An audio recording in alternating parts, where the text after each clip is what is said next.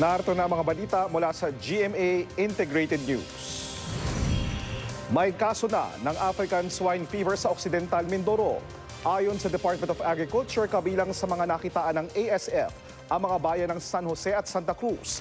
Bilang bahagi ng biosecurity measure, mahigit 40 baboy mula sa 2 bayan ang pinapatay ng Bureau of Animal Industry. Naghigpit na rin ng border control habang patuloy ang monitoring ng DA at BAI. Narito naman iba pang balita ang binabantayan ng GMA Integrated News. Gale warning nakataas sa mga baybayin ng Hilagang Luzon dulot ng hanging amihan ayon sa Pag-asa.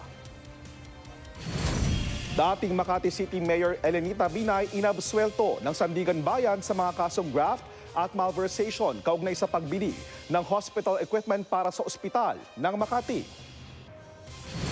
At sa 24 oras, update sa panibagong harassment ng China Coast Guard sa mga mangingisda sa Bajo de Masinloc.